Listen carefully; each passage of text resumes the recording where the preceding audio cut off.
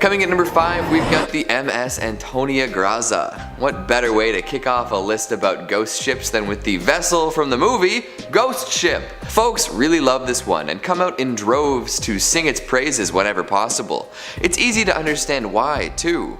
With an absolutely brutal opening sequence and plenty of phantom fun aboard a wicked Italian ocean liner, there's a little something for everyone. The mystery behind the ship's fate is a fascinating one too, revealed over the course of the flick to great effect.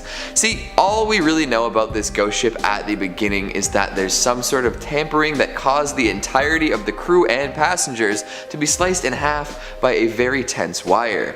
The only survivor was a young girl, as she was too short to be whipped in twain. Well, she survived the initial disaster, but being alone on a ship in the middle of the sea doesn't bode well for anyone. Decades later, a salvaged tugboat comes across the ghost ship and decides to give it a whirl. Upon boarding, they discover an enormous bounty of gold bars and an even more impressive collection of wayward spirits. They meet all sorts of ghosts who give them wishy-washy answers on what happened to them, all while some tugboat crew members are lured to untimely deaths by tricky spirits.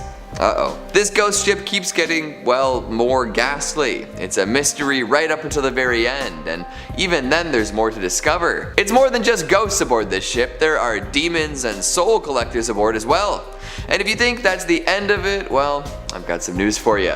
It's not. If you want ghosts, mysteries, and ships, this is the movie for you, and even if just one of those boxes is something you want ticked, I promise it'll work quite well. So good luck, and watch out for the ferryman. Seriously, that dude's bad news. Coming in number 4, we've got the HMS Erebus and Terror. Now, this one's fun because it kind of crosses the line between history and fiction. If you're big into horror TV or horror novels, you've probably heard of this tale already, as it was adapted first into a book and then a popular series. Both known as the Terror, they take a look at the events surrounding a pair of particularly interesting ghost ships, the HMS Erebus and the HMS Terror. These did indeed set sail way back in 1845 on a mission led by Captain Sir John Franklin.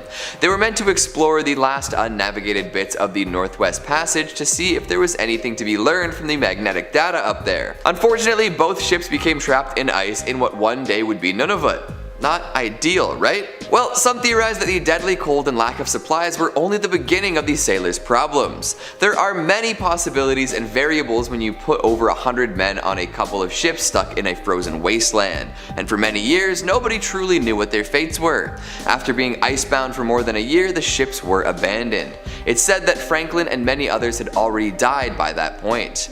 With that knowledge, the rest of the crew, including Francis Crozier and James Fitzjames, went out in search of land. They were never heard from again. More than a century and a half later, both wrecks were discovered and they're both regularly explored and studied. But what happened when the ships were stuck? Why did the crews wait so long before striking out for land? Were there really no other options? In The Terror, a terrifying monster is introduced to keep the plot tense and exciting. Could such a creature really have appeared? Elements like madness and cannibalism are also introduced in the fictional retelling of this wreck, which seems like they could have played a part in the real-life tragedy. Still, the tales from the ships are just as chilling now as they've ever been, and the fates of all those who abandoned the ships at the end are still a mystery. Did they freeze and fall beneath the surface? Were they discovered by Arctic predators? Maybe they were taken in by nearby tribes, never to return to their previous lives. Someday we may find out the truth, but for now, it's all conjecture. Coming in number 3, we've got the Wind Waker's Ghost Ship. Now we're back to some total fiction. In the most seafaring of the Legend of Zelda games, of course there's going to be a mysterious ghost ship to discover. Many folks looking back on their gaming experience recall this encounter with trepidation. It was freaky to find a ghastly vessel in what seemed to be a relatively cheerful game, especially when you couldn't actually interact with the ship without a specific chart. It would coast around the ocean, moving from place to place based on the position of the moon. Sailing at night became more of a thrill once you knew a ghost ship could cross your path. Worse yet, if you did have the appropriate chart and made it on board, you'd be greeted with plenty of skulls and a few enemies, which tells the tale of a very unfortunate crew if you ask me. Thankfully, there is treasure to be found on this ship, and once you open it, the entire ship will disappear, with a really creepy laugh to boot. Unbeknownst to the treasure seeker, they'll end up unconscious on their boat afterwards. How'd they get there? Who did those skulls belong to? Where did the boat go? All good questions, but not all of them have good answers. Ask around and you'll just hear tales of terror. Apparently the person who put the ghost ship chart together died shortly afterwards, so you can't even ask for more details. Oh well, that's life. Or afterlife. Coming in number 2, we've got the SS Edmund Fitzgerald. How does that old tune go again? A favorite of dads and policy majors everywhere. Well, we're not here to discuss Gordon Lightfoot, although it is a quality segue into this topic. We're here to talk about the largest ship to ever sink on one of the Great Lakes. This monolithic masterwork full of ore was famous for playing music all the time, which would entertain those along the shores when it passed through. However, it did meet a grim fate, and the story is still quite well known today. During a pretty routine trip, a hefty storm brewed. The captain was aware of this and sent some messages relaying the issues, but never a distress signal. However, that might have been helpful, as during the voyage that ship sank and all 29 crew members perished. To this day, no bodies have been recovered. Nobody knows exactly what happened to the Edmund Fitzgerald. After years of examination and theorizing, many potential factors could have come into play. Some say that it may have been swamped, others claim it could have suffered structural failure or even been shoaled. Regardless of the actual problem, no reports from the ship itself materialized, so it's possible we'll never know. And finally, at number 1, we've got the Flying Dutchman. Anyone else have their first experience with this ghostly tale through SpongeBob SquarePants? Only 90s kids remember, am I right? I'm gonna have to retire in shame after that one. Ignoring my tacky pop culture worship, let's talk about the actual ship, not the green tinted underwater ghost. For ages, mariners, sailors, and other water-minded folk have told tales of the vessel that can never make port. Doomed to sail the seas forever, this craft is a portent of doom. If you see this glowing aberration while on an aquatic journey of your own, bad luck is sure to find you.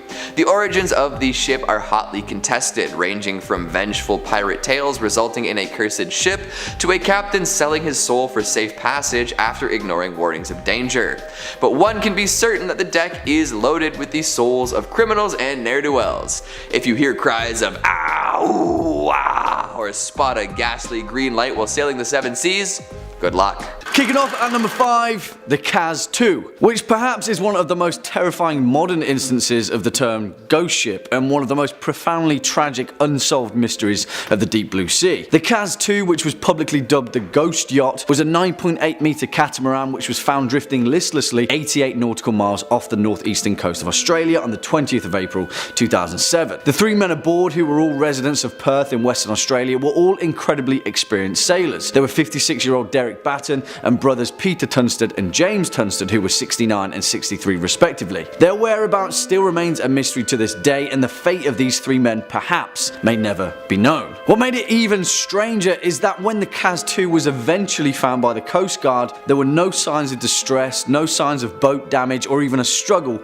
between the 3 men. It was as if they just vanished out of thin air. Coffee cups were left out and all the life jackets on board remained stowed away, indicating that the trio never felt at risk. In an even more curious turn of events, rescue teams discovered video footage of the 3 men on a handheld camera, seemingly hours before they disappeared. It showed them fishing, relaxing in the sun with the motor off, and offered no clues as to how these 3 experienced sailors disappeared at sea. Although an inquiry was later drawn, no definitive conclusions were ever reached, and only theories remain about the ultimate fate of the CAS-2. Coming in at number 4, the Lady Lovibond. Of course, no list would be complete without a good old sea shanty of jilted lovers and ghostly revenge. As the legend goes, the Lady Lovibond was a schooner that is alleged to have been wrecked on the Goodwin Sands just off the southern coast of Kent on the 13th of February 1749. But if you ask any old sailor worth their salt, they'll tell you that it just so happens to have a habit of reappearing every 50 or so years as a ghost ship. As the story goes, the captain of the ship, a man named Simon Reed, had just been married to his bride Annetta and was celebrating the joyous occasion with a cruise bound for Oporto in Portugal. Now, it is high time to mention that a long-standing sailor's superstition was that back in the day, it was grave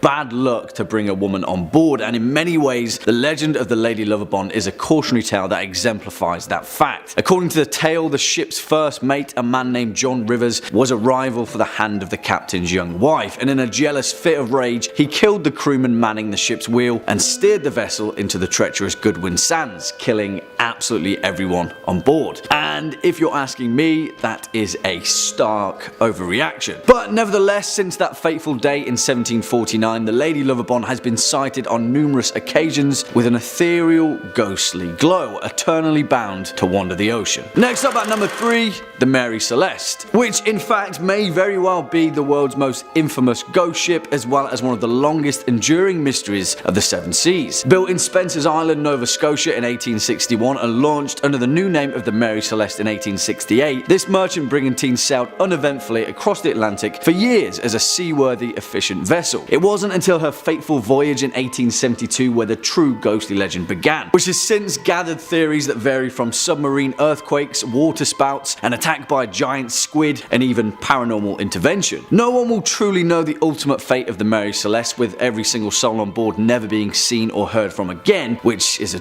terrifying thought in itself, isn't it? The Mary Celeste was discovered adrift and deserted just off the coast of the Azores Islands on December 5th, 1872. It was a Canadian vessel, the De Gratia, which found her in a disheveled but seaworthy condition under partial sail and with one lifeboat missing. The last entry in the ship's log was dated 10 days earlier, which detailed the vessel's last known location, before these mysterious, infamous events unfolded. On board was the ship's captain, Benjamin S. Briggs, his wife Sarah, and their 2-year-old daughter Sophia, and 8 seasoned crew members, all veterans of the sea. It poses the question, what dire threat did the Mary Celeste face that caused a highly experienced captain to abandon his ship? Nothing was stolen, all of the crew's possessions and cargo were exactly as they'd left them, but in all likelihood, we may never know. Swinging in at number 2, the Flying Dutchman. Of course, this legendary vessel couldn't not make this list. The ghost ship that can tragically never make port, doomed to navigate the perilous ocean for eternity. In actual fact though, the Flying Dutchman has had such an impact on nautical culture that it's easy to overlook the treacherous tale of its origin. It is thought that the legend of the Flying Dutchman first originated from the 17th century golden age of the Dutch East India Trade Company, a mega corporation that had a stranglehold monopoly on the Dutch spice trade that ran throughout the 16 and 1700s, where tale was told of a Dutch man of war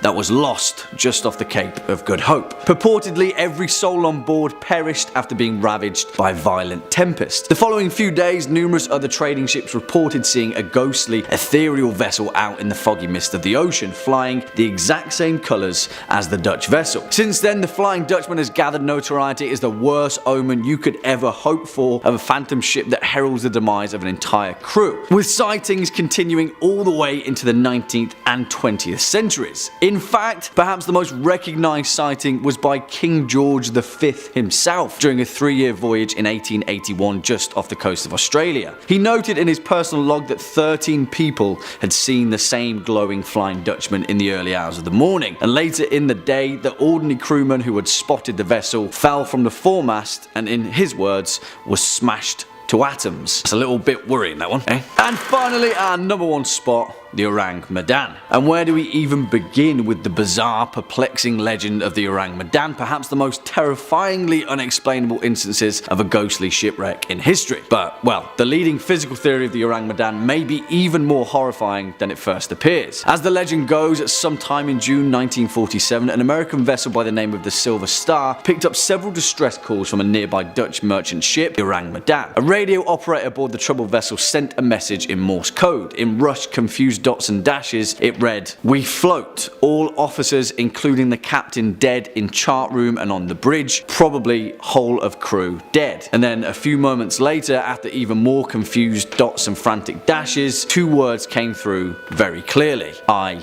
die." Then silence. Nothing more was heard of them. But well, when the Silver Star eventually located and boarded the apparently undamaged and otherwise seaworthy Ourang Medan, what they found absolutely horrified them. Every single person aboard was found dead, sprawled on their backs, frozen in fear, with their mouths gaping open and their eyes staring straight ahead. There were no survivors, but even more terrifying, apparently no signs of injury or foul play. Just as the Silver Star crew was preparing to tow tow the ship to a nearby port, a fire broke out in the Ourang Medan, which shortly exploded before finally sinking into the depths. Since this horrifying incident, theories have ranged from the vessel carrying a highly dangerous chemical nerve agent to an entanglement with the CIA after the result of a secret experiment to an unprovoked alien assault. But if you haven't already sensed a theme with this particular list, it seems that we may never know. Coming in at number 5 we have the Narwhal tusk. If any of you have ever seen the movie Elf, then you're familiar with the cute narwhal in the beginning of the movie, and that movie really brought narwhals to the public's attention and making this sea creature more popular than ever before, but so much about this creature is a mystery. In 1577 the English explorer Martin Frobisher led an expedition of 150 men to the northern Canada in search of gold, but they had come across something they had never intended, and that was the sea unicorn. The myth of the unicorn goes back centuries, and the business of unicorn horn trade was sustained through the Middle Ages and Renaissance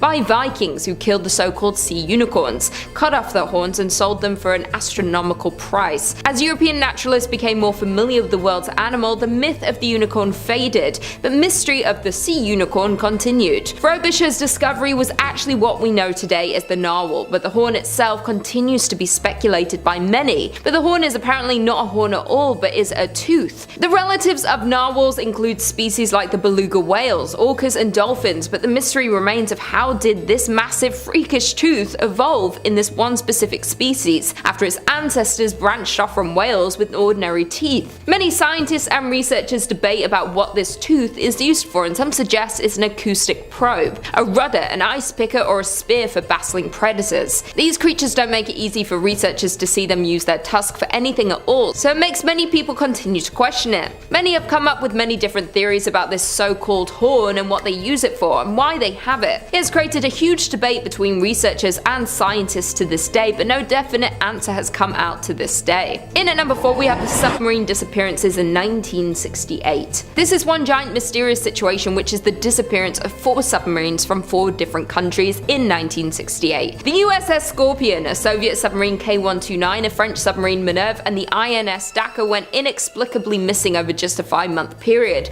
and the last 2 disappearing only 4 days apart. The exact causes of these sinkings remain unknown and remain a mystery over 50 years later. The INS Dakar was scheduled to arrive in Israel on January 29, 1968. When it didn't return, searchers went out to find it, but after a while there was no sign of the missing submarine. So the search ended on February 4th, and the 69-man crew was officially declared dead in 1981. The cause of the sinking was never determined, and theories say that either a mechanical or human error caused a catastrophic accident, or that the submarine snorkel was damaged after hitting another ship, causing it to flood. The Minerve was on the training operation in the Mediterranean on January 27, 1968, and when they were on their way home, the men were caught in a bad storm. When it was 30 miles away from the port, the Minerve made contact with the men on land and said it would port in about an hour, but an hour came and went, and the submarine had never returned. A frantic search was conducted with 20 vessels and aircrafts trying to locate the Minerve, but it was eventually called off on February 2nd when they found nothing. The K-129 with a crew of 98 descended on March 8, 1968, and almost 2 weeks into patrol on the North Pacific, the K-129 failed to send a scheduled radio message. The Soviets soon began a frantic search, and after 2 months of no sign of the submarine, they gave up their search. The cause of the ship sinking remains unknown and will likely never be known. Almost 3 months after the K-129, the USS Scorpion, a nuclear-powered attack submarine with a crew of 99 men, went missing in the Atlantic while on its way back from a patrol in the Mediterranean. It was sent out on February 15, 1968, and toward the end of its patrol, it radioed that it was expected to return on May 27th. But as you can guess, the USS Scorpion would never return. Like the others, many searched for the lost ship, but on June 5th, the Scorpion and its crew were declared presumed lost. Over the years, there have been multiple searches for these submarines, but only parts have been recovered, and it's considered one of the biggest mysteries that happened in the sea. No one knows why so many went missing in such a short amount of time, how exactly they went missing for so long, and what exactly made these vessels disappear. And this is a mystery we may never get the answer to. Coming in at number 3, we have the Bermuda Triangle. Named for the triangular shape of around 500,000 square miles of ocean between Miami, Bermuda, and Puerto Rico, for centuries the Bermuda Triangle has been mystified as a harrowing patch of ocean where sailors and pilots are prone to lose contact with the natural world and disappear forever. Back when Christopher Columbus first sailed the area, he claimed to see a giant ball of light in the sky that crashed into the horizon and made it glow. Soon after, all sorts of strange events happened in the area, including several boats mysteriously disappearing, and in one incident in 1945, an entire squadron of US torpedo bombers vanished into thin air due to all these weird instances, giving this place the name the Devil's Triangle. The exact number of ships and airplanes that have disappeared is not known, but it's estimated that around 50 ships and 20 planes have been victim to the Bermuda Triangle, and many of these mysterious disappearances of these ships and planes have never been recovered. Many see the Bermuda Triangle as a real phenomenon and have multiple theories to try and explain this mysterious place, and some of these theories are human error, paranormal explanations, violent weather like hurricanes, the Gulf Stream, which is a major surface current within the ocean, methane hydrates, which is a form of natural gas that causes bubbles to form around the ship and ultimately sink it without warning. All of these are only theories, and the Bermuda Triangle to this day is the most notorious sea legend of all time. In at number 2 we have the Gulf of Mexico's cursed shipwreck. An estimated 4,000 shipwrecks litter the seabed across the stretch of water, and the Gulf of Mexico is one of the wealthiest locations for maritime archaeology in the world. In February 2001, oil workers for ExxonMobil were laying some pipeline when they happened to stumble upon a shipwreck about 2,600 feet deep. After discovering the wreckage, a team was assembled to explore this mysterious ship, but nothing seemed to go right. The exploration submarine malfunctioned right as it was getting ready to go down to check out the wreck, and that was only the beginning of these mysterious malfunctions. Others include video monitors going out whenever they fired their thrusters, sonars breaking, and hydraulics going haywire with no explanation for any of these problems. After nothing working and things continuing to break, the Navy sent a researcher submarine down to investigate the wreckage, and on the way down it suddenly self-destructed, and somehow when it finally did get to the wreck, its arms were too short to reach anything. 6 months later, in July in 2002, a team working aboard the NR-1 decided to launch a robotic sub down to the wreck site, but the malfunctions continued. The second the rover entered the water, it veered to the right and went out of control. The tether had caught in the propellers, which caused the vessel to smash into the underside of the ship, and the rover was never recovered. Later in the summer of 2002, the curse would continue as a ship from Sustainable Sea Program of the NOAA offered to pick up artifacts from the site. The first time the vessel attempted to leave the dock, debris was lodged in the propeller. The second time, the propeller locked and the ship ended up in dry lock, needing repairs. Over the years, many others have tried to learn more about this wreck, but little was found, and what was found wasn't at all helpful. To this day, nothing has been able to get too close to the shipwreck to investigate and explore the phenomenon, and very little is known about this mysterious ship. Many believe the lives lost in the wreck continue to haunt the ship and will keep anyone and everything out of it at all costs. And finally, in at number 1 we have the unmapped ocean floor. This is truly one of the biggest mysteries, and humans' curiosity about the Earth's floor is centuries old. Much remains to be learned about the ocean, especially exploring the mystery of the deep sea. From mapping and describing the physical, biological, geological, chemical, and archaeological aspects of the ocean and understanding their dynamics. For centuries, scholars believed the deep sea to be a lifeless place. Until the late 19th century, we've discovered there is a diversity of life and creatures living down there. Many researchers and divers had tried to dive and take submarines down to explore more of this unknown place, but it's very hard due to the extremely cold temperatures, the darkness, and the literally bone-shattering pressure that's more than 1,000 times that at sea level. In 2019, a retired naval officer, Victor Vescovo, set a new record as one of the deepest dives to date, reaching almost 36,000 feet down in a submarine into the deepest place on Earth, the Marianas Trench. The ocean covers more than 70% of the planet's surface, driving weather, regulating temperature, and ultimately supporting all life's organisms. Throughout history, the ocean has been a vital source of sustenance, transport, commerce, growth, and inspiration. But to this day, more than 80% of the ocean remains unmapped, unobserved, and unexplored, and it's still unknown how deep the ocean really is. Given the high degree of difficulty and cost in exploring our ocean using underwater vehicles, researchers have relied heavily on technologies such as sonar to generate maps of the seafloor, but currently less than 10% of the global ocean is mapped using modern sonar technology, and only about 35% of the United States have been mapped using modern methods. As we go deeper into the ocean floor, it's too deep for this modern technology because it's too remote and dark for this type of visual mapping. So if you go swimming in the ocean, it's very unknown of what is swimming and living below you. But scientists and researchers continue to develop technologies to unlock the many secrets of the ocean. The NOAA is working to increase our understanding of the ocean realm. Starting us off at number 5, we have Yellow Jack. We're gonna set sail on a weird one to start us off. If you're a flag enthusiast, you might see the ending of this one coming from a mile away, but we'll get there in a minute. So the legend of Yellow Jack starts upon a spice and gold filled ship preparing to leave the Indies and head back home. The crew was accounted for, the cargo was secure, the captain was feeling nice. Then at the last second, a mysterious figure asked if they had room for one more. Feeling pretty good about their haul, they welcomed this extra pair of helping hands on board. Wrong move. Turns out this was a disreputable lad known as Yellow Jack, with a reputation so abhorrent that the ship was forbidden to enter any port she called upon. For ages the crew sailed from port to port hoping that someone would let them dock, but it never happened. They were forced to endlessly cruise the seas, running lower and lower on supplies.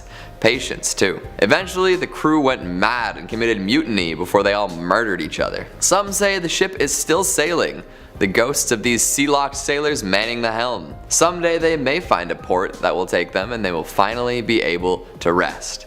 In the meantime, they will sail the seas, infecting other ships with the same madness that Yellow Jack caused. Now this is a spooky, ghostly story in its own right, but it could also be a reference to a different ship killer at the time.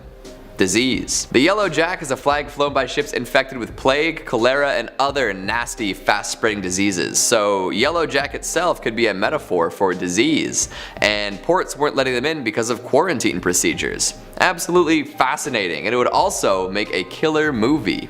A pirate quarantine body horror. Think The Thing meets Wreck meets Pirates of the Caribbean.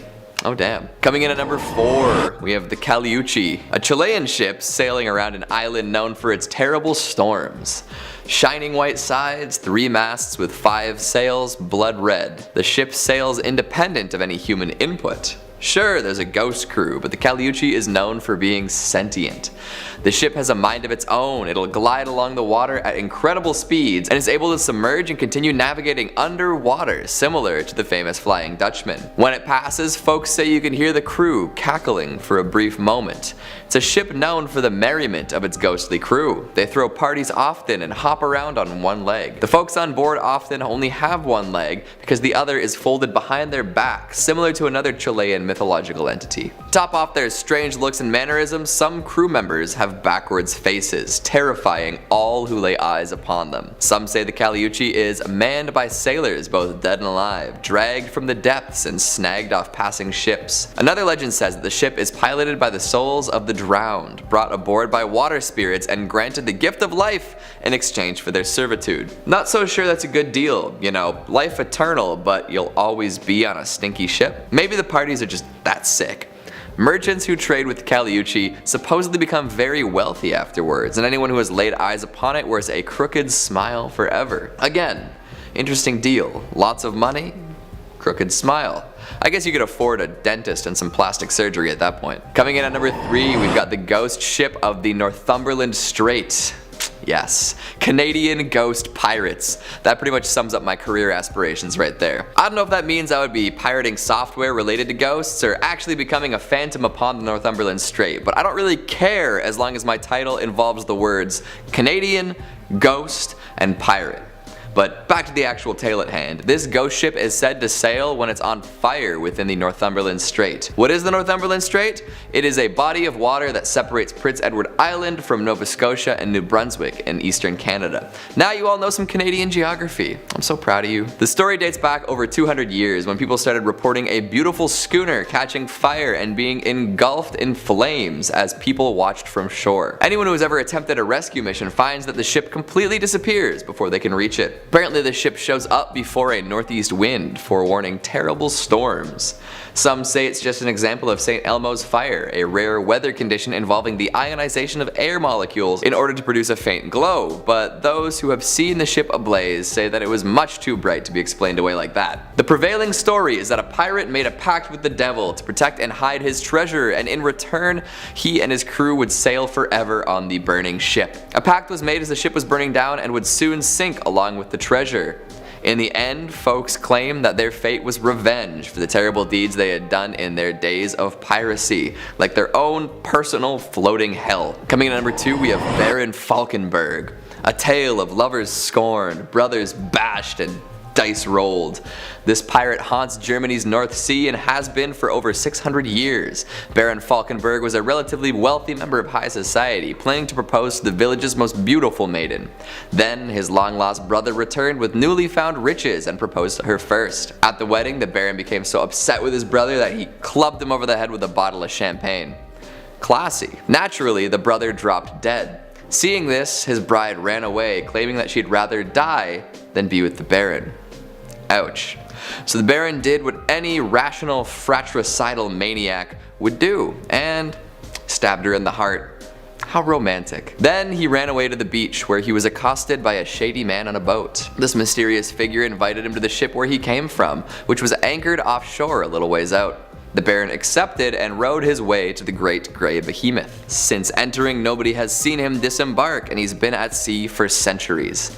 The ship he boarded always seems to be heading due north, and flickers of blue flame. Some passersby claim to have seen the Baron himself playing dice with the devil in order to take back control of his soul. Unfortunately, it appears to be very difficult to win a game of chance against the devil. An additional caveat that can be added is that there are those who will claim that the story of the Baron is also connected to a Norse ghost story.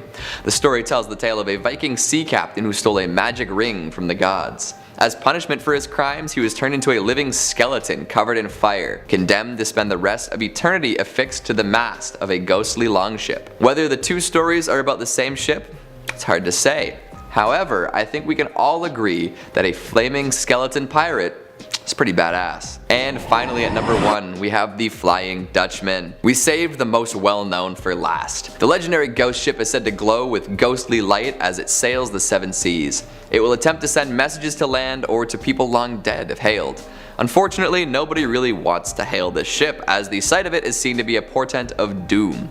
Like most ghostly ships, the Dutchman can never make port and is doomed to sail the oceans forever. It's theorized that the spectral seafarer had been rounding the treacherous Cape of Good Hope when it encountered a sudden storm. The hatches were battened down and the captain swore he would push right through come hell or high water, and it turns out a little bit of both were on the menu. For his recklessness with his ship and crew, the captain was divinely punished. He was condemned to sail the seas for eternity, serving as a warning to other mariners of bad weather and the cost of hubris. Sightings of the Dutchman have been reported since the 18th century, with many notable scallywags and scurvy dogs laying eyes on the ghastly vessel. Even Prince George of Wales described seeing a ship glowing with a strange light. If you see a ship with skeletons dancing in the rigging, steer clear. It might look like fun, but the captain will try to lure other vessels onto the rocks to ensure nobody else can pass the cape. Sheesh. Remind me not to take a long sailing trip. Coming in at 5, the RMS Lusitania. The RMS Lusitania was a British ocean liner that was sunk on May 7, 1915 by a German U-boat 11 miles off the southern coast of Ireland. The sinking of the Lusitania presaged the United States declaration of war on Germany just 2 years later. This ocean liner currently resides 300 feet below the surface off the coast of County Cork, and during the day was the largest ship to set sail, carrying 1,960 people when it set off for what was known to be her last voyage. After being torpedoed by the German U-boat, it took just 20 minutes for the Lusitania to sink and killing 1,197 people aboard.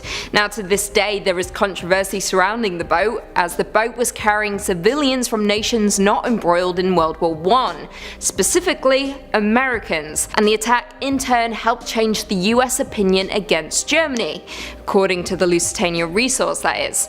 Many historians believe that former British naval intelligence deliberately placed the boat in danger in order to drag the US into the war alongside the Brits. However, not only that, but the ship was also carrying munitions for the war effort, a detail which the British government refused to confirm until 2014, a detail which may explain the source of the mysterious explosion some survivors reported hearing after the initial torpedo strike.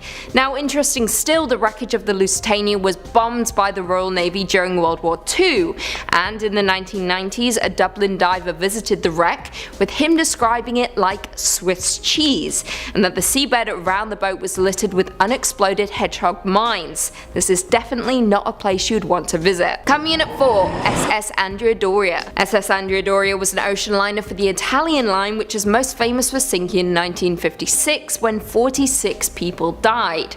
On July 25th of 1956, while Andrea Doria was approaching the coast of Nantucket, Massachusetts, bound for New York City, the eastbound MS Stockholm of the Swedish-American line collided with it during thick fog, in one of history's most infamous maritime disasters. The boat was top-heavy, which resulted in the Andrea Doria tilting and in turn leaving half of its lifeboats unusable. The shortage of lifeboats would of course result in significant loss of life, but thankfully the boat stayed afloat for another 11 hours following the collision. Due to this fact, 1,660 passengers and crew were rescued. However, 46 people on the ship died as a direct consequence of the collision. Now, what makes this shipwreck so interesting is that due to the luxurious appointments and initially good condition of the wreck, Andrea Doria has been a frequent target of treasure divers and is commonly referred to as the Mount Everest of scuba diving. The ship is called this simply because of the number of deaths while exploring the site. To list a few, William Edgerton in 1956, who passed away shortly after one of the valves on the breathing apparatus became partially closed. Christopher Murley and Charles J. McGurr in 1999, who both died of apparent heart attacks while preparing for the dive. William Schmolt in 2002, who died from decompression sickness. Terry DeWolf in 2008, who died during a dive on the wreck. His cause of death was never determined. And finally, Stephen Slater in 2017, who was pulled from the water unconscious and could not be revived. Ultimately, this wreck holds a lot of supernatural questions that cannot be answered, and therefore you should stay as far away from it as possible. Coming in at 3, the Mary Rose. The Mary Rose is a carrack-type warship of the English Tudor Navy of King Henry VIII. She served for 33 years and ultimately saw her last action on July 19, 1545, when she sank off the Isle of Wight. Not long after Henry ascended the throne, the Mary Rose would participate in several skirmishes against the French early in her career. However, she was kept in storage when the fighting died down. In 1545, however, the Mary Rose was taken out of retirement when the French attempted an invasion of England at Portsmouth. But during the bombardment, she went down, taking more than 300 crewmen to their deaths. What's baffling though is that no one quite knew why the Mary Rose sank. According to the museum dedicated to the warship, a retrofit may have left her too heavy to withstand an unlucky wind that caught her as she was turning. She may have been overloaded, or perhaps a French cannonball hit her hull, swamping her. The boat was raised from the seabed in 1982, however, this still didn't answer the questions as to what exactly happened to the Mary Rose. Coming in at 2, the USS Cyclops. The USS Cyclops was the second of 4 Proteus-class colliers built for the United States Navy several years before World War I. The ship was named for the Cyclops, a primordial race of giants from Greek mythology. She was the second US naval vessel to bear the name. Now, what was ultimately disturbing about the boat was its loss of 306 crew and passengers without a trace within the area known as the Bermuda Triangle, sometime after March 4th, 1918, making this the single largest loss of life in US naval history, not directly involving combat. Now, this took place during wartime, making people believe that she was captured or sunk by a German raider or submarine. Now, according to the Naval Historical Foundation, the ship was carrying manganese ore from Brazil to Baltimore when she took a detour to Barbados. The rumors have it that she was overloaded by both her cargo and coal she picked up on that stop. Not only that, but one of her engines was non-functional thanks to a cracked cylinder. All in all, these factors may have contributed to the ship's ultimate demise, however no one quite knows for sure. The ship's loss was what ultimately fueled the fear of the Bermuda Triangle, a region of the Atlantic that is said to be the site of many mysterious maritime disappearances. So if you want to visit the USS Cyclops, you would have to visit the Bermuda Triangle. And would you dare do that? You shouldn't, because you'd die. And finally, number 1, the HMS Terror. The HMS Terror was a specialized warship and a newly developed bomb vessel constructed by the Royal Navy all the way back in 1813. However, she was later converted into a polar exploration ship 2 decades later and participated in George Back's Arctic expedition of 1836 to 1837, the Ross expedition of 1839 to 1843, and Sir John Franklin's ill-fated attempt to force a northwest passage passage in 1845, during which was lost with all hands along with the HMS Erebus. However, on September 12, 2016, HMS Terror was located in Nunavut's Terror Bay off the southwest coast of King William Island. The wreck was found 57 miles south of the location where the ship was reported abandoned, and 31 miles from the wreck of the HMS Erebus, which was discovered in 2014. For more than 170 years, the Terror was a mystery which loomed large over the Arctic prior to its discovery. Now, the initial expedition launched in 1845, however, it was in 1846 that the Terror and Erebus became stuck in the ice. Franklin died in 1847, according to a note later discovered stashed on King William Island, and the ships were ultimately abandoned in April 1848. The 106 men were never heard from again, nor was the Terror, until 2016 as previously mentioned. As it stands, researchers are hoping to unravel more about the mystery of where the expedition ultimately went wrong and what exactly happened to the crew. For those who like a spook and a conspiracy theory, AMC made a show called The Terror, which follows the ill-fated expedition. However, there's a twist. It is emotional but absolutely terrifying, and is perhaps one of the best shows I've watched in a long time. Give it a watch, you won't be disappointed. Coming in at number 5, we've got the Mary Celeste. Don't be tricked by the lovely name, this ship is no fair maiden. Maybe it was named for one, but that's got nothing to do with their ghostly tale. This tale is a tragic one indeed, and one that seems ridiculously risky by today's standards. A captain decided he wanted to make the trip from New York to Italy aboard his ship, the Mary Celeste. Had he decided to bring a super experienced crew and a bunch of cargo, that would be one thing, but this nautical journey was no such business trip. Instead, he decided to bring his wife, 2-year-old daughter, and a crew of 7. That's a small group of people for such an extensive journey, especially when bringing one's family along. But everyone boarded the ship regardless and headed out to sea. Their journey should have been about a month, but they never arrived in Italy. Instead, another ship known as the Dei Gratia came across the Mary Celeste, floating aimlessly in the sea. Assuming the worst, the crew of this new ship went to see if anyone was still aboard. But they were never able to help anyone as the ship turned out to be empty. But it wasn't totally gutted though. There were still plenty of supplies in the larder, and the ship itself was still in pretty good shape. Sure, there was a bunch of water on the deck, but it wasn't like it was gonna sink anytime soon. Stranger still, the lifeboat was gone with no indication as to why or where it was heading. So there the Mary Celeste was, without a captain, crew, or family, drifting in the Atlantic. It became one of the most famous ghost ships of its era too, as Sir Arthur Conan Doyle drew inspiration from it, and used this inspiration to write his short story, J. Habakkuk Jeffson's Statement. This tale was a launching board for many theories, from pirates to mutiny to cold-blooded murder. The thing is, nobody knows for sure what actually happened. The captain, his crew, and his family were never heard from again. Now, there are some more realistic theories that have come forth about the inexperienced captain not knowing the full extent of damage to his ship and ordering everyone maybe prematurely onto a lifeboat at the first sight of land. Even so, that likely ended in tragedy as well, as the lifeboat never made it to shore, or so we think. And with all those supplies still on board and the ship not going down anytime soon, it feels a bit like an ironic tragedy now, doesn't it? Coming in at number 4, we've got the Copenhagen. 5 masts, and none of them prevented the ship from going ghost. You'd think it would be easier to spot that way, but hey, unlike our last ghostly tale, this ship was jam-packed with capable sailors. Well, partly anyway. The Copenhagen was known as a training ship, which would often take a fair number of cadets. They would learn how to best run the ship so that their subsequent journeys might go a little smoother. One would assume that a training ship wouldn't be subject to overly harsh conditions, just like how any training is supposed to lower the risk of failure during a real-life scenario.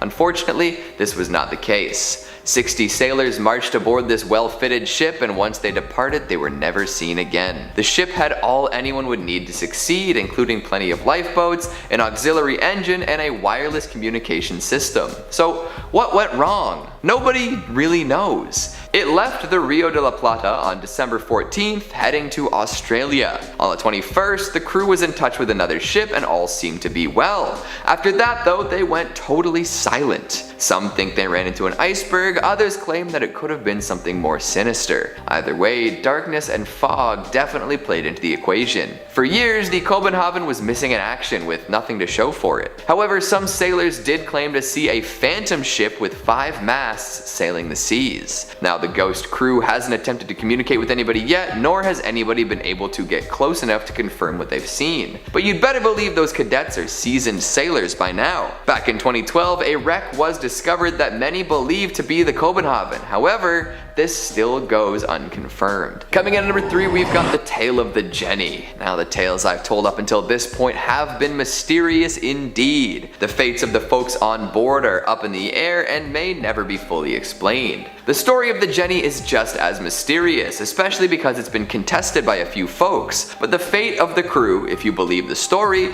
is more cut and dry, or should I say, frozen and wet. In this unsubstantiated story of oceanic horror, the crew of a ship named Hope came across what appeared to be a ship in pretty good shape. From a distance, there appeared to be crew members working on the deck. This struck the crew of the Hope as a little strange, as the Jenny had been missing for many years. When they got closer, it all started making sense though. The men they had seen atop the ship were indeed still there, but not alive. Each one was frozen solid, met with a frigid end.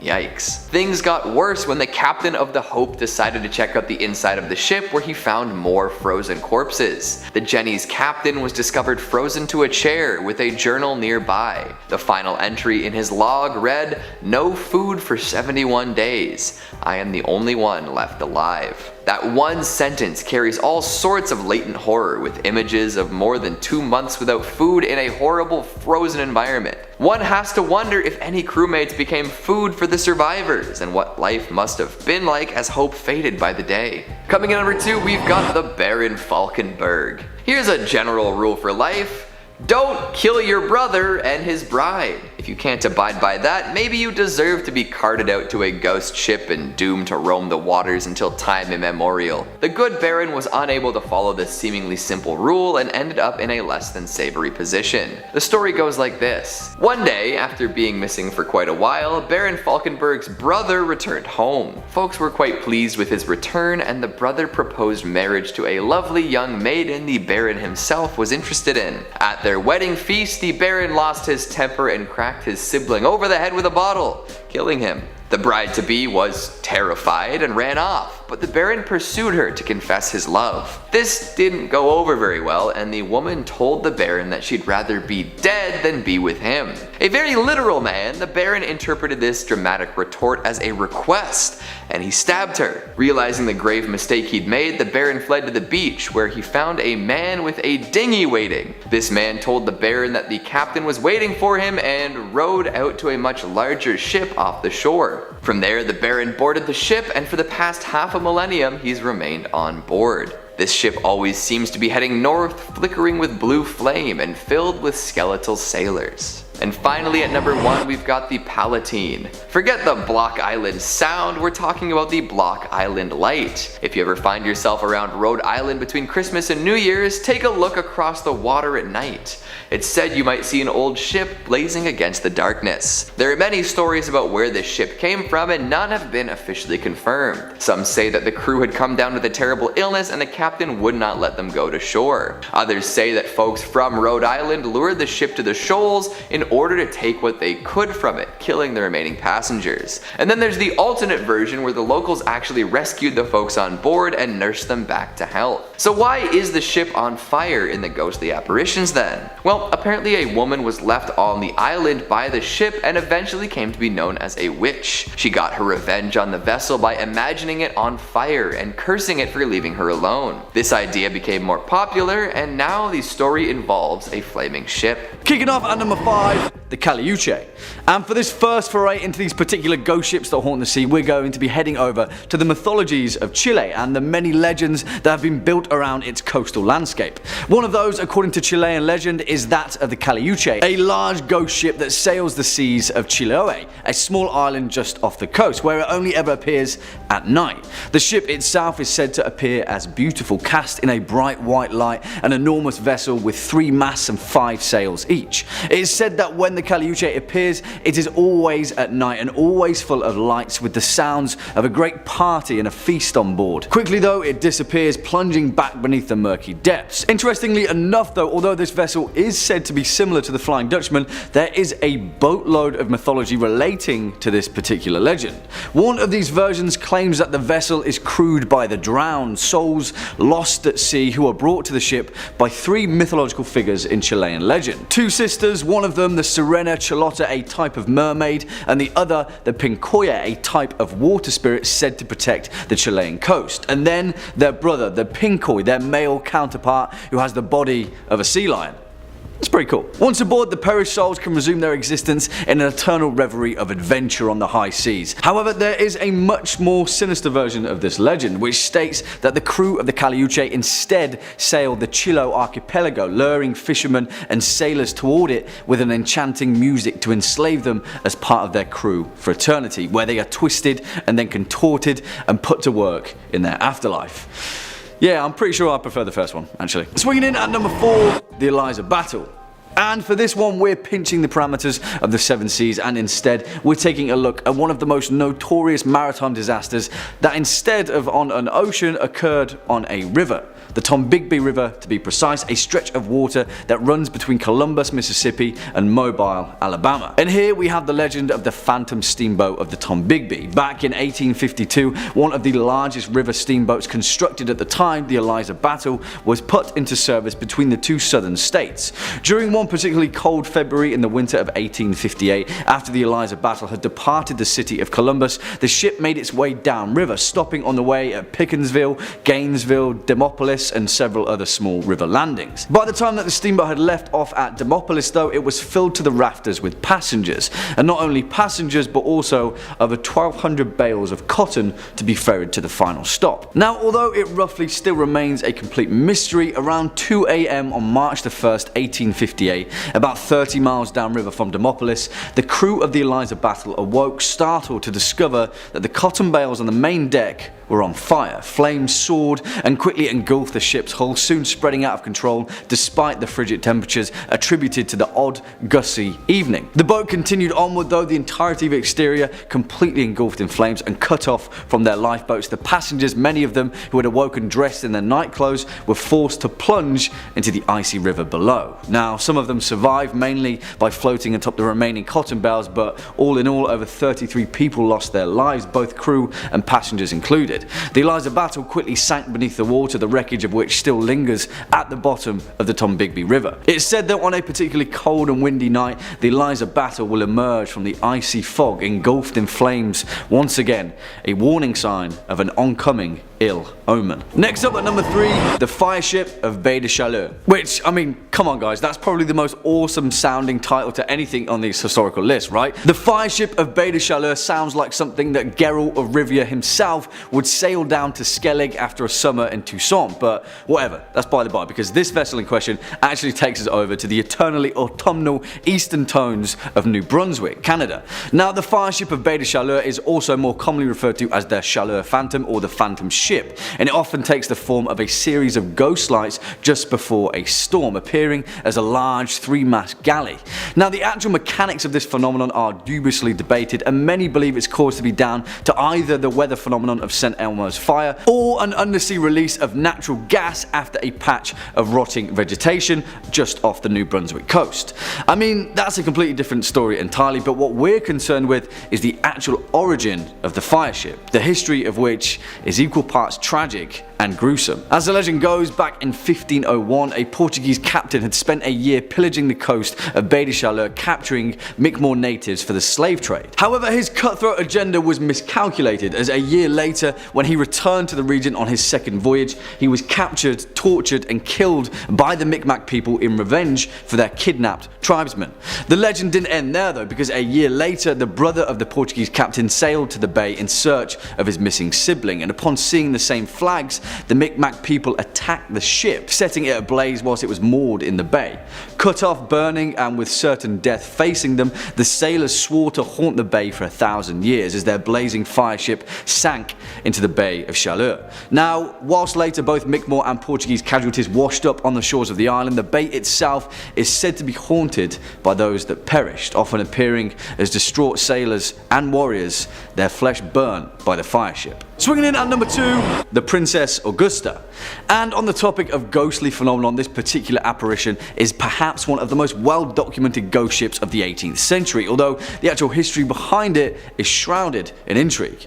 Although the folklore account of this particular vessel is based upon the historical wreck of the Princess Augusta, a ship that sailed out of Rotterdam in August 1738 under the command of Captain George Long, in more modern records it is commonly referred to as the Palatine, where the Palatine light, the apparition in question, famously gets its name. And the reason for that is down to the nature of the ship. Alongside 14 of his crew, Captain Long's directive was to transport 240 German immigrants from the Palatinate region of the Rhineland to build a new life for themselves in Philadelphia. However, we know that this is the tale of a ghost ship, and from the offset, their vessel was afflicted with some terribly tragic luck.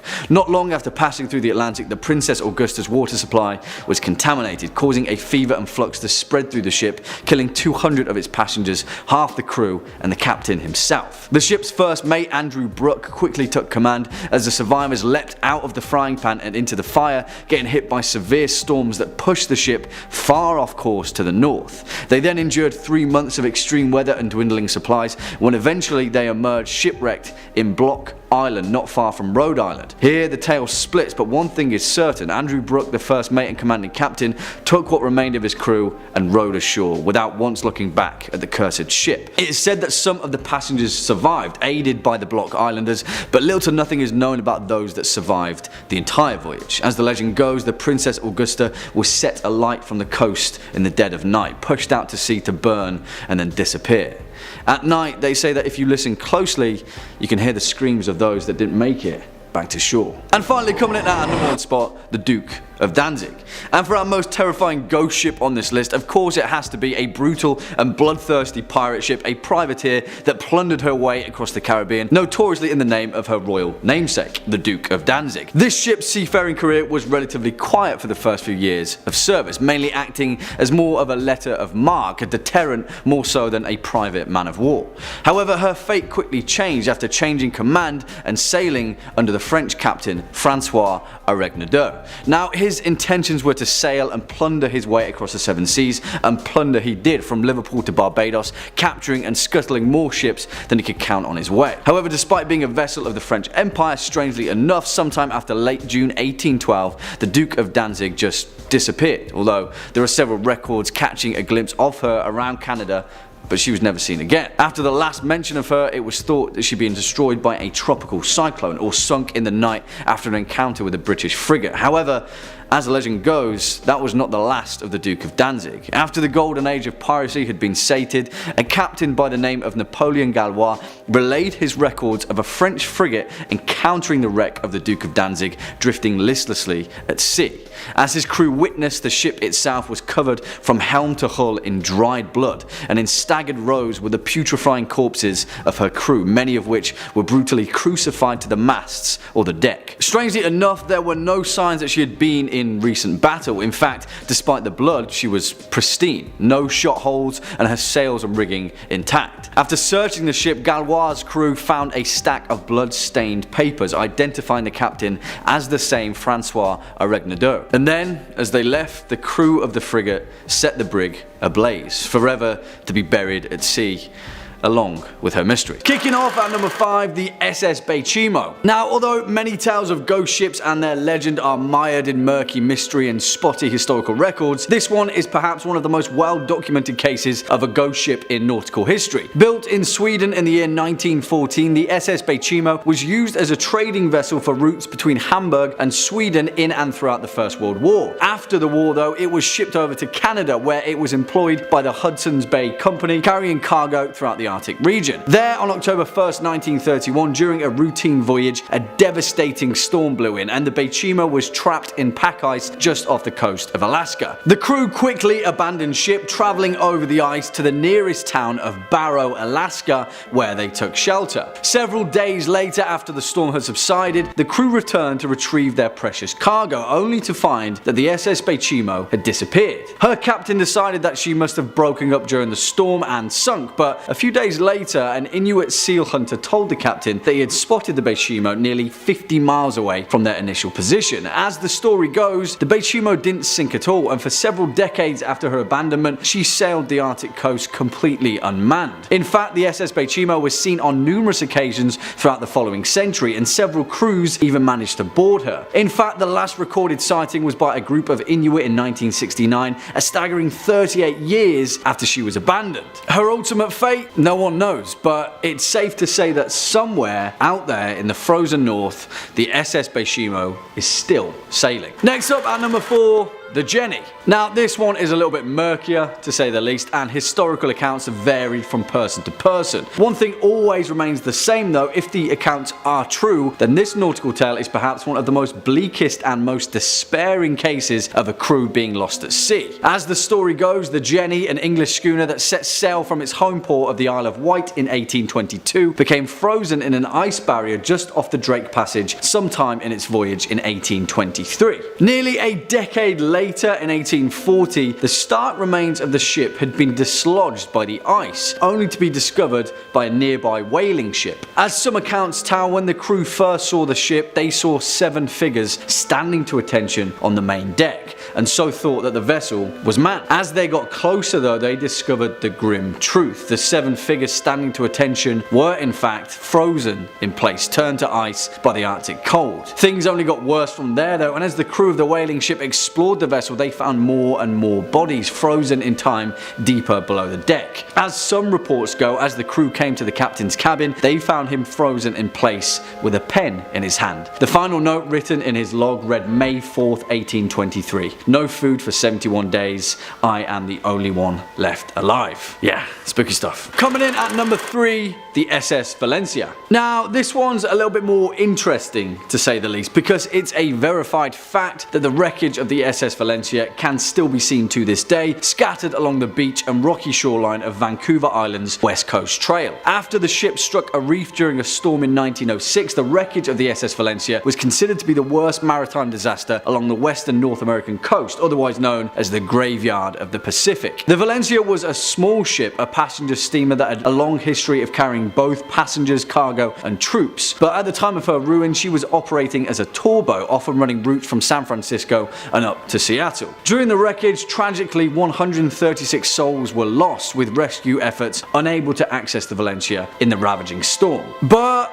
our ghostly tale lies with those that tried to escape. You see, as the legend goes, in panic the crew launched all of the Valencia's lifeboats, going against the captain's orders, all of which went horribly wrong. 3 flipped on descent, dozens more capsized after reaching the water, and the last one disappeared out into the waves. Since the disaster of the SS Valencia, countless sailors and fishermen have reported sightings of these lifeboats listlessly floating upon the water during particularly calm days at sea. As some of the tales go, these lifeboats are still filled with the skeletal remains of the lost souls of the SS Valencia. Next up at number 2, the Copenhagen. And it's quite the title really, because the Copenhagen is considered by most to be one of the greatest maritime mysteries of the modern era, with only whispers, rumours and speculation as to its ultimate fate. Built for the Danish East Asiatic Trading Company in 1921, it was the world's largest sailing ship at the time, and primarily served as a sail training vessel for young cadets. In the eyes of many, it was the most impressive sailing ship ever built. However, as the story goes, on September 21st, 1928, the Copenhagen departed from northern Jutland for Buenos Aires on its 10th and ultimately final voyage. A total of 75 people were aboard, and the journey was planned to span all the way to Melbourne, Australia, and then back to Europe. But tragically, as we know, it was never seen again. The thing was though, the captain of the ship, Hans Andersen, was renowned for going long periods at sea without sending any messages, and so it wasn't until nearly 6 months later that the Danish company sent a search party. No wreckage or remains have ever been found. However, following the next several years of the Copenhagen's disappearance, there were a number of highly reputable sightings of a 5-masted ship that fit perfectly its description. In July of 1930, the crew of an Argentine freighter sighted what they referred to as a phantom ship during a gale. Their captain noted in his records that this may be the Wrath of the Copenhagen. Dozens of stories and tales have perpetuated around the ultimate fate of the Copenhagen, but the truth is, we may never know. In all likelihood though, it's still out there, somewhere, floating on the endless tide. And finally, coming in at our number 1 spot, the Seabird. And this story is the literal definition of a ghost ship and one of the most saltiest sea yarns that I've heard spun in a while. Although this one has a few more twists and turns that you may not have first seen coming. As the legend goes, in the year 1750, a vessel named the Seabird was idling off the coast of Newport Harbour in Rhode Island and had quickly attracted quite a crowd on the shore due to its elaborate craftsmanship. Soon enough though, the crowd of onlookers noticed that there was something strange about the Seabird. There was no one manning the ship, not a soul in sight. As the legend goes, several moments later, the ship, as if by a supernatural wind, perfectly sailed itself through the rough breakers of the beach, gently landing on the nearby Easton's beach. There, a few brave souls boarded the vessel, only to find the Seabird completely deserted, save for a boiling kettle on the stove, and strangely enough, breakfast already prepared at the table. Now, some accounts state that a group of fishermen had passed the Seabird a few hours before and had even spoken to the captain themselves. Where had the crew gone? What had happened in the few hours that had passed since their last sighting? The truth of it is that no one may ever know, and such is the nature of ghostly tales from the sea. But, well, this is where things get a little stranger still, and take this final caveat with a pinch of sea salt. But as the legend goes, decades later, an old sailor reported to a New England journalist his deepest, darkest secret. In a fit of rage, he had murdered his entire crew just before making port, throwing their bodies into the ocean. And the name of that ship? Well, the Seabird, of course. Number 5, the Mary Celeste. Our first entry on the list of ghost ships today is the story of the Mary Celeste, a ghost ship where the crew abandoned it for a reason no one knows. In 1872, the captain, one Benjamin Briggs, cast off out of New York's docks to travel to Italy. On board were the captain, his wife, their young daughter, and a small crew of 8 seasoned sailors coming with them. The voyage seemed like a success until it was found by another ship, the Del Gratia. The crew of the Del Gratia approached the Celeste since it was barreling forward at full speed and full sail without anybody manning the crew. So the Del Gratia boarded it to investigate and found more questions than they had before, as there was barely a sign of life. If they hadn't found it freely floating, they would have assumed the ship had just been built. There was a little bit of water in the hold and a lifeboat was missing, but other than that, the ship was fully intact. The hull undamaged, the hold replete with food and water and other supplies. So what happened? Why would the captain and the crew abandon a perfectly serviceable, well-stocked ship, especially one that was carrying his own family? Now, there have been theories over the course of the years. Piracy is a fairly common suggestion, suggesting they were attacked, but if the ship had been raided, why did they leave all the food and water behind and leave the ship freely floating? It's not like a pirate to leave anything valuable behind, anything at all. The ship was still on course to their destination, and the logbook found on board stated that the Mary Celeste was on the right path, so what happened there? They were going the right way. It's worth mentioning that before this strange occurrence, the Mary Celeste already had a checkered history. It was originally known as the Amazon before Jeff Bezos sued. No, it was the Amazon, but it was given a new name after a series of mishaps led crews to believe it was a cursed ship. The first captain died of an extreme sickness, and on one of the first voyages, the Amazon crashed into another ship. So it was renamed the Mary Celeste, hoping perhaps that a new name and a coat of paint could salvage its reputation. If only that was the case. The Celeste was recovered and sailed a few more years before being run down for insurance purposes, and to date, no one knows what ever became of Benjamin Briggs and his crew. And if you're looking for more ghost stories, not necessarily nautical, but ghost stories of any variety, Top 5 Scary has loads of that and then some. We've got just about everything freaky you can think of.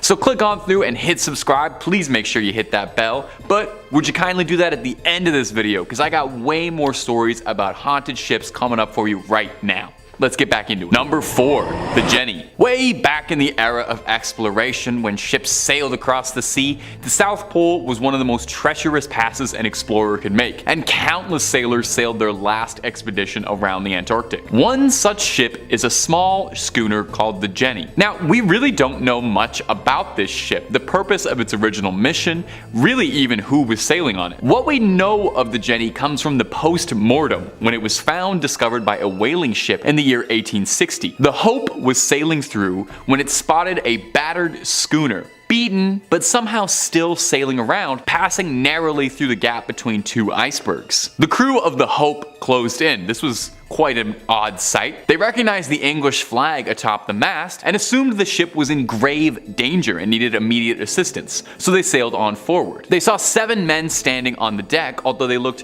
gravely underdressed for the weather conditions and not particularly active at all. These guys were sort of just chilling out up there. It wasn't until the Hope sailed close enough that they realized the men they were looking at on the Jenny weren't just sluggish, but they were frozen remains. Frozen in place, as if they'd been frozen flash solid, as if it happened in an instant. They appeared to be in mostly good condition. I know that sounds incredibly bizarre to say that about a corpse, but they weren't showing signs of decomposition or any physical injuries. The Hope's captain, Captain Brighton, boarded the Jenny to try and understand what was going on here. He went underneath the decks and found a man slumped over a barrel with a journal in his hands. Brighton went up to touch him, but realized immediately, like everyone else, he had been frozen in place. So he pried the journal from his cold, dead hands and read the last chilling entry. Chilling. I didn't even mean to say that. That was a little pun. That's what my comedy degree paid for. May 4th, 1823. No food for 71 days. I am the last one alive. If the log was to be believed, then that would mean the crew had been sailing as corpses aimlessly for decades, as if not a day had passed. Captain Brighton took the journal home with him to return one day. And tragically, the wife of the Jenny's captain was found dead in the bedroom cabin alongside the ship's dog. The Hope sailed off with nothing more than the journal and left the Jenny floating across the frozen water, where she may still be to this day, or perhaps she's plunged deep beneath the water. Wherever she is, I hope those men found some peace and hopefully some food. Number 3, the Ourang Medan. That's a fun name.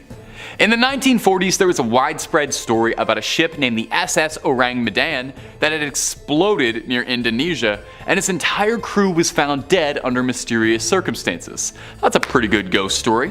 And like any good ghost story, there's a number of variants depending on who's heard what. Some claim that the Medan was attacked by a boarding party of rabid pirates, modern-day buccaneers. Others claim that it was smuggling dangerous secret chemicals that poisoned the crew and caused the ship to explode. And of course, we're on Top 5 Scary. I love wild speculation, so I'll say I think aliens did it, and who are you to tell me I'm wrong? It could be something paranormal. Interestingly, despite this story being so widespread and repeated, there doesn't actually appear to be many records of this ship. So did it really exist? Or was the whole thing just a ghost story altogether? It's believed that the ship was passing through the Strait of Malacca during the 1940s, and one of its first references was that of a passing ship that was said to have picked up a radio signal coming from the Medan, reading out the very creepy message of, "We float. All officers, including the captain, dead in the chart room and on the bridge. Probably whole of crew dead. I die." That's something out of a Stephen King book, man. The vessel was an American ship called the Silver Star, and it went out to investigate probably the scariest message you could ever get at sea. What they found they couldn't have prepared themselves for. The entire crew was dead with, I quote, "teeth bared, with their upturned faces to the sun, staring as if in fear." The ship's dog had died too. But most bizarre was that none of these bodies showed any signs of a physical struggle. Some believe the ship had been carrying toxic materials and poisoned the crew, and that seems possible, but honestly, given off of what I just read, that sounds way more like it's supernatural. I think demons were involved. If you've ever seen the movie Event Horizon, this seems a lot like it was an Event Horizon situation. Number 2, the young teaser. So they called me in high school.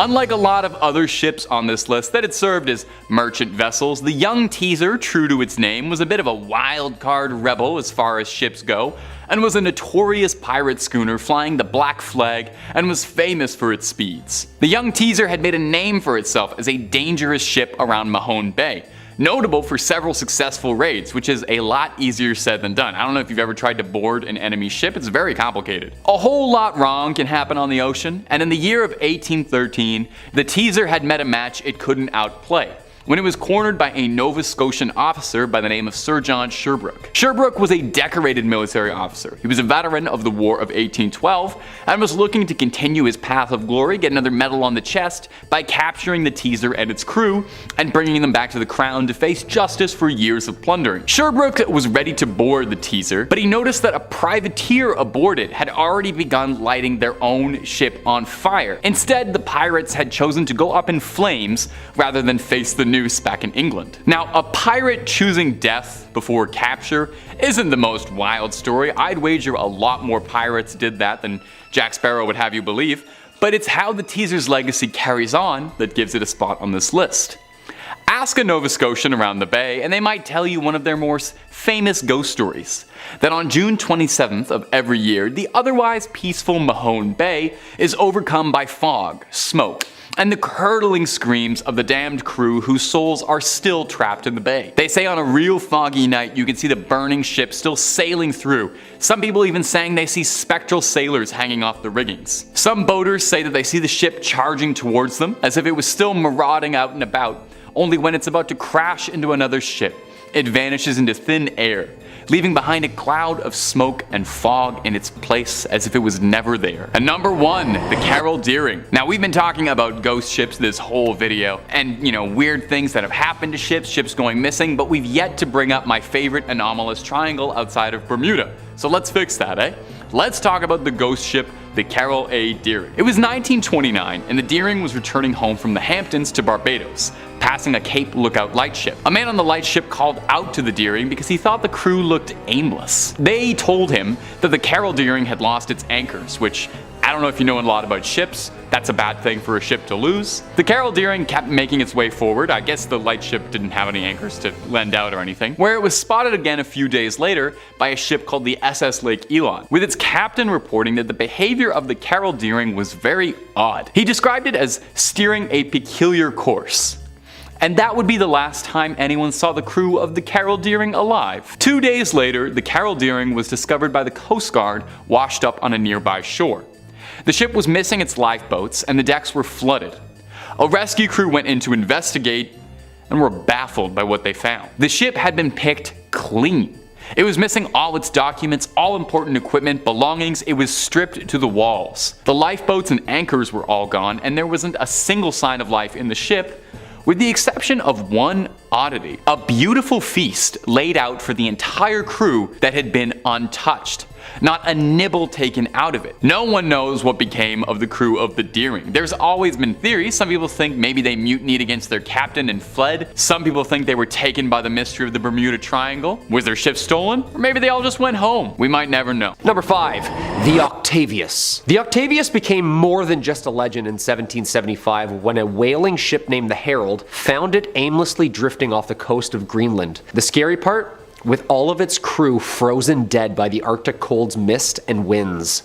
To add to the spookiness, the ship's captain was even found sitting at his desk with a logbook in front of him, finishing a log entry from 1762. The Octavius was a legendary 18th century ghost ship. According to the story, the 3-masted schooner was found west of Greenland, boarded as a derelict. The 5-man boarding party found the entire crew of 28 below deck, completely frozen solid, and almost perfectly preserved. The captain's body was supposedly slouched over the table in his cabin, pen in hand, with the captain's log in front of him. In his cabin, there were also the bodies of a woman and a boy covered with a blanket, and a sailor with a tinderbox in his hand trying to stay warm. The boarding party took only the captain's log before leaving the vessel, trying not to touch the remains or evidence of what possibly could have been the reason for the lost ship at sea. The last entry from the logbook was November 11th, 1762, which meant that the ship had been lost in the Arctic for 13 years. Can you imagine?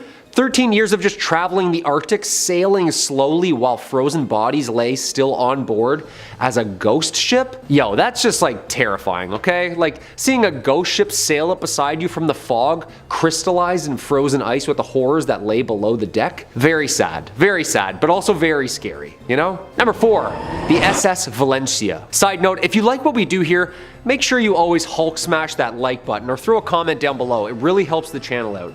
Let us know what other ghost ships you know of, and I'll check them out for a part 2 or maybe even a part 3. Speaking of more ghost ships, the SS Valencia is one of the creepier ship stories. Pulling up and finding a completely abandoned ship is scary enough. Those are people's lives lost. It's scary stuff. The SS Valencia was an American iron-hulled passenger steamer built for service in 1882 by William Cramp and Sons. It did many things. In 1897, the Valencia was attacked by a Spanish cruiser, Reina Mercedes, just off the Guantanamo Bay in Cuba. They tried to sink her, but nope. She was built strong, and she survived. A year later, she became a passenger liner for the US West Coast, where she served in the Spanish-American War as a troop ship during the conflict. Eventually, after her service, the Valencia was wrecked off of Cape Beale, the west coast of Vancouver Island, British Columbia, on January 22, 1906, as her sinking unfortunately took 100 passengers with her. Some classify the wreck of the Valencia as the worst maritime disaster in, quote, the graveyard of the Pacific, which is a famously known treacherous area off the southwest coast of Vancouver Island. That's a horrible nickname for a shallow area also, right? Like, the graveyard? That's horrible. 6 months after the sinking, a local fisherman and his wife reported seeing a lifeboat with 8 skeletons in a nearby sea cave at the shoreline of Pachena Bay. The cave was reported to be around 200 feet deep. There was no definite explanation for the lifeboat's presence in the cave, but due to the dangerous seas outside the cave's mouth, the lifeboat along with its human remains couldn't be recovered. Local fishermen similarly report lifeboats being rowed by skeletons of the Valencia's victims just offshore as well. Most famous sighting was a rescue ship named the Topeka. Some observers on board, who were survivors of the just sunken Valencia, claimed, while sailing home with the survivors, a ship approached from the fog, and the ship passing was the just sank Valencia. The crew on board apparently now all skeletons. Yo, I'm getting the Curse of the Black Pearl vibes right now, are you? Like, that's scary, scary. Number 3, the Mary Celeste. We've heard about her. One of the most famous real-life ghost ships, of course, is the mystery of the Mary Celeste. And I say mystery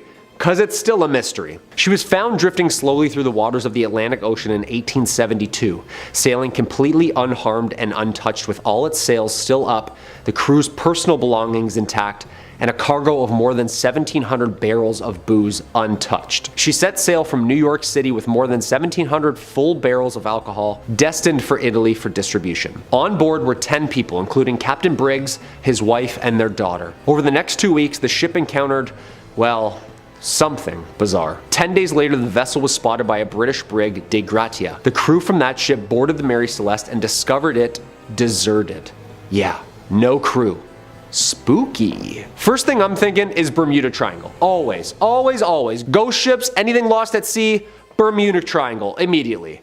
But apparently a British ship found the Mary Celeste on December 4th, 1872, near the Strait of Gibraltar. It's alright, so not the Bermuda Triangle then? No? Alright. Yeah, it couldn't have been pirates either, because apparently they like to drink stuff. It was apparently late reaching Italy, and this British ship went out looking for her, confused where she had gotten lost. The strangeness comes with the boarding. Below deck, things looked completely normal. Absolutely no signs of attack or struggle. The only things missing were one lifeboat and the captain's logbook, and most importantly, the entire crew. Theories of crew mutiny, weather phenomenons like giant water spouts, or even consumption of poisonous foods came into play. After passing Santa Maria Island, the Azores, on November 25th, 1872, there were no more entries. Devoid of all crew, but strangely stocked to the nines with food and booze, and all of the crew's personal belongings like jewelry and clothes. With no clear explanation, the Mary Celeste remains one of the most puzzling ghost ships around. They still have no idea what happened to those people. After the salvage hearings, Mary Celeste continued in service under new owners, but in 1885, her captain deliberately wrecked her off the coast of Haiti as part of an attempted insurance fraud. Number 2, Lady Lovibond. A ghostly story of lust, love, jealousy, and rage. The dark history of this haunted love boat. In 1748, the day before Valentine's Day, it was set to sail as a celebration of the ship's captain's wedding. On February 13th, 1748, the ship contained by the newly married Simon Peel was carrying his new wife Annetta and their wedding guests from London to Oporto, Portugal. Unknown to the captain, his first mate Rivers was also in love with Annetta, and in a fit of insane jealousy, seized the helm after murdering the helmsman and deliberately steered the ship towards the Goodwin Sands, where it ran aground, cracking the ship in half and unfortunately drowning everybody on board. And there, the story might have ended, had it not been witnessed for all the claims to have seen the ghostly ship appear every 50 years. Some of them even passing close enough to hear the sounds of celebration. Apparently on the 13th of February, the Edenbridge spots Lady Lovibond's ship exactly 50 years later. It was reported seen by ship captain James Westlake, and according to his testimony, he almost collided with the ship before he could finally turn the steering wheel to avoid the collision. Dude, close call, just shows up out of nowhere? Like what? He also recorded in his logbook the ship was headed straight for the Goodwin Sands. Other sightings have been reported at 50-year intervals, except for 1984 when the ship failed to materialize. 1798, 1848, 1898, and 1948 witnessed the ship's sightseeings. Even some boats sent out rescuers, assuming that it was in distress or lost at sea, but later it could never be found. Yo. A tale as old as time, huh? Jealousy, that'll do it. Yep, always does. And number 1, the Flying Dutchman. In all maritime folklore, this ghost ship has left quite an impact like no other. It's the ghost ship, the oldest one in the book. Well, maybe not the oldest, but definitely the most prolific and well known. The Pirates of the Caribbean, the Dead Man's Chest is literally the story of this. The legend, Vanderdecken, the captain, is on his way towards the East Indies with a confidence and determination. He tried to steer his ship through the horrid weather conditions of the Cape of the Good Hope, but failed miserably. Even after, of course, vowing to drift until his own demise, you see, he apparently signed a little deal with you-know-who. He swore that he would succeed through the perils of waves even if he had to sail until his judgment day. The devil apparently heard his oath and took him up on it, and now the Dutchman is condemned to stay at sea forever. Legend says that since then, they have been cursed to sail the oceans for eternity. To this day, hundreds of fishermen and sailors from the deep sea have claimed to have even witnessed the Flying Dutchman, continuing its never-ending voyage across never-ending waters. The most famous sightings, I would say, is that of Prince George V of Wales. He was on a 3-year voyage in 1880 with his older brother Prince Albert of Wales and their tutor. The prince's log records say the following for the pre-dawn hours of July 11, 1881 near Australia. Quote, 4 a.m. The Flying Dutchman crossed our bows. A strange red light as a phantom ship glow, which lights the masts, spars, and sails of a brig 200 yards distant as she came up on the port bow, but on arriving there was no vestige or nor any sign whatever of a material ship. Seen right away to the horizon, 13 persons altogether saw her. That's a prince writing, so yeah, that's pretty good source material, I'd say. This is horrific. Imagine a ghost ship faded by red light pulling up towards your ship in the middle of the night, then just cruises on by. Yeah, that'd be the end of me, for sure. In 5th place, we have the Mary Celeste. Probably the most famous mystery ship on our list today is the Mary Celeste, a merchant brigantine that was found drifting in December of 1872 off the Azores with her crew of 10, nowhere to be found. The Canadian brigantine Di Grazia found her in a disheveled but seaworthy condition under partial sail and with her lifeboat missing. Now the ship was, missing a lifeboat. There were signs that something had gone wrong, and to be specific, one of its pumps was dismantled, but the ship was still seaworthy and there was no hint as to why the crew and passengers had abandoned it. The last entry in her log was dated 10 days earlier. She had left New York City for Genoa on November 7th, and still had plenty of provisions when she was found. Her cargo of alcohol was intact, and the captain's and crew's personal belongings were undisturbed. None of those who had been on board were ever seen or heard from ever again. Among the missing was the captain, his wife, and their very young daughter. On December 23rd of 1872, during a court hearing to try and establish just what happened, Frederick Solly Flood, who was the Attorney General of Gibraltar, ordered an examination of the Mary Celeste, which was carried out by John Austin, surveyor of shipping, with the assistance of a diver, Ricardo Puntanato. Austin noted cuts on each side of the bow caused by a sharp instrument and found possible traces of scarlet fluid on found the captain's sword. His report emphasized that the ship did not appear to have been struck by heavy weather, citing a vial of sewing machine oil found upright in its place. Now, Austin did not acknowledge that the vial might have been replaced since the abandonment, nor did the court raise this point. Fortunato's report on the hull concluded that the ship had not been involved in a collision or a run aground. A further inspection by a group of Royal Navy captains endorsed Austin's opinion that the cuts on the bow had been caused deliberately. They also discovered stains on one of the ship's rails that might have been bodily liquids, together with a deep mark possibly caused by an axe. Now, these findings strengthened Flood's suspicions that human wrongdoing, rather than natural disaster, lay behind the mystery. On January 22nd of 1873, he sent the reports to the Board of Trade in London, adding his own conclusion that the crew had got at the alcohol on board and killed the Briggs family and the ship's officers in a drunken frenzy. They had cut the bows to simulate a collision, then fled in the yawl to suffer an unknown fate. Flood thought that Morehouse and his men were hiding something, specifically that Mary Celeste had been abandoned in a more easterly location, and that the log had been doctored. He just couldn't accept that the Mary Celeste could have traveled so far while uncrewed. Now, Sir Arthur Conan Doyle, author of the Sherlock Holmes mysteries, helped make the ship famous with a short story vaguely based on the event, in which foul play explained the enigma. A 2007 theory, reported by the Smithsonian, suggests that perhaps the captain made the call to abandon ship in sight of land after the ship's pumps became fouled. Now, normally it would be unusual for a captain to abandon a seaworthy vessel, but the captain may not have been able to tell how much water the ship was taking on with the pumps broken. The ship was also slightly off course and had been battling bad weather, which may have prompted the captain to take the chance at land when he could. To this day, the crew of the mysterious vessel was never found. And despite many theories, no one can say with surety why the ship was abandoned in the first place. So the Mary Celeste sailed for 12 years after it was abandoned and finally struck the Rochelles Reef off of the coast of Haiti and became stuck there. And the ship is still there today, and the shipwreck was discovered in 2001. In fourth place, we have the Patriot. Aaron Burr, the third Vice President of the United States, is most famous for killing former Treasury Secretary Alexander Hamilton in a duel. Yeah, make all the Hamilton jokes in the comments. I will admit, I had the "pardon me, are you Aaron Burr, sir?" pop into my head when I was first reading about this particular wreck.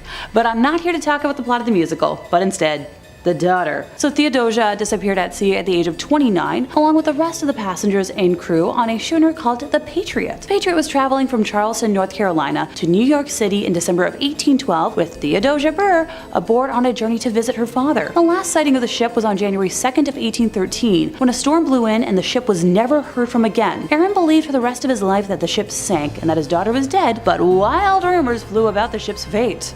Some said that the ship had not gone down in bad weather, but had been captured by pirates, and the crew and passengers were taken prisoner or, killed. For years there were rumors that Theodosia had survived or washed ashore dead, or, that her killers had confessed. Perhaps one of the spookiest occurrences was the 1869 discovery of a painting of a well-heeled young woman in the home of a North Carolina woman whose family looted ships for a living. It had been found aboard on an abandoned vessel that had drifted ashore at Nag's Head on the Outer Banks, that's what she told the doctor who treated her. Theodosia Burr was said to have been bringing a very similar portrait to New York as a gift for her father. So let me know y'all's theories in the comments. In third place, we have the MV Salem Express. The story of this French passenger ferry is sometimes referred to as the most tragic shipwreck in the Red Sea. In December of 1991, the ship was about an hour away from the Safaga port when it crashed into a reef on the Egyptian coast. The ferry started sinking within a matter of minutes, taking the lives of approximately 500 people. The disaster actually sparked controversy over the number of lost lives, with officials reporting that there were 690 people on board and only 180 were saved. Today, the Salem Express is a popular diving destination because of its surprisingly well-preserved state. Divers can still see the remains of luggage, including toys, clothes, and automobiles. Some have also reported hearing the sounds of children laughing and car engines revving. Sure, because, diving isn't scary enough with all the health risks. Gotta add some malevolent ghosties along with it. In second place, we have the Andrea Doria. So the Andrea Doria was an Italian ocean liner that currently sits off of the coast of Massachusetts. Before it collided with the Stockholm, which tore into the Andrea Doria's hull, causing it to slowly tilt on its side before sinking, 11 hours later, the ocean liner was considered virtually unsinkable. See, I'm making a face because if I had a nickel for every time a ship that was called unsinkable sunk, I'd have 2 nickels. Which isn't a lot, but it's weird that it happened twice. Also, I'm just not big on tempting fate. The ship had been outfitted with the latest navigational equipment, including 2 sets of radar, and was designed with 11 watertight compartments. Now, the compartments were constructed so that the boat would remain afloat if any 2 were breached, and so that, she would never take on a list of more than 15 degrees. As an extra safety precaution, her lifeboats could still be launched if the list reached 20 degrees. Fun fact about the Andrea Doria was that it was the first liner to possess 3 outdoor swimming pools, one each for first, cabin and tourist class. Now the wreck only took 46 lives when it happened, but 16 people have since died exploring the wreck. What's left is in a remote spot at the edge of the continental shelf in about 240 feet of water, and most personal effects like money are still aboard. This makes the wreck very attractive for divers, but the ship's twisting passageways have become a fatal maze for some, while others have succumbed to failed equipment or decompression sickness, which happens when divers ascend too quickly and dissolved gases bubble out of the red fluid under the reduced pressure. And that's why, while I love the idea of learning how to scuba dive one day, you'll never find me actually doing it. A little too risky for my liking. Despite having less name recognition than the Titanic, the Italian wreck is now considered by many to be the Mount Everest of underwater exploration. Some folks simply kneel on the historic hull, while others rummage through the wreck in search of mementos, such as, China from the well-appointed cruise liner to take home and frame. And hey, every once in a while, someone gets lucky. In 2010, 2 divers from New Jersey unearthed the 75-pound bell that once adorned the Doria's deck. Apparently it only takes, 4 minutes to reach the wreck from the surface. Once divers reach the wreck though, things can get much more complicated. The more time divers spend breathing the specially tailored mix of gases required to survive at such depths, the longer they'll have to spend making their way painstakingly back to the surface. A typical Doria dive includes only 15 or 16 minutes exploring the wreck before divers must leave. And during those few minutes, divers affix strobe lights to the mooring line to help find their way back. Some hook lines of their own, wound into reels on their equipment, onto the wreck near the mooring line so they can find their way back when their time in the wreck runs out. Some of those who have died got tangled or lost in the wreck. Others have panicked, spit out their mouthpieces, and drowned. No big. A big part of the danger is the depth and the risk of nitrogen narcosis, which once again is a condition that can occur below 100 feet, in which too much nitrogen builds up in that red little fluid, causing a level of impaired thinking that is often compared to alcohol intoxication. In first place, we have the Hunley. The Civil War submarine, the HL Hunley, is a ship that managed to sink not once, not twice, but 3 times. Look, I'm all for recycling, but with that kind of track record, someone should have clued in after, the second time. When the precious kitty known as Unsinkable Sam survived more than 2 wrecks, someone eventually decided to keep him on land and avoid, cursing further ships. Those who ignore history are doomed to repeat it. Just saying. First demonstrated in 1863, the ship is famous as one of the initial forays into developing combat submarines.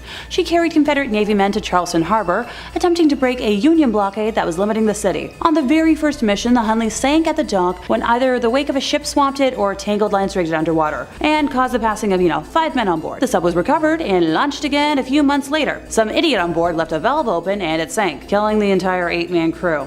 The back-to-back disasters did not dissuade the Confederate Navy though. Sure, I guess we can chalk the second incident up to human error, but the vibes I'm getting are off. The ship was found, modified, and put back in service for a February 1864 mission in which it sunk the USS Housatonic, killing 5. And, it would turn out to be a deadly mission for the Hunley's crew. The sub and all aboard were never heard from again until 1995, when a team of wreck hunters rediscovered it, with all 8 crew members inside. And in 2000, the wreck was raised. To this day, no one knows what doomed the Hunley's final mission. She may have been crippled by her own torpedo, or trapped by ill-favored tides, leaving the crew to die of asphyxia when their air ran out.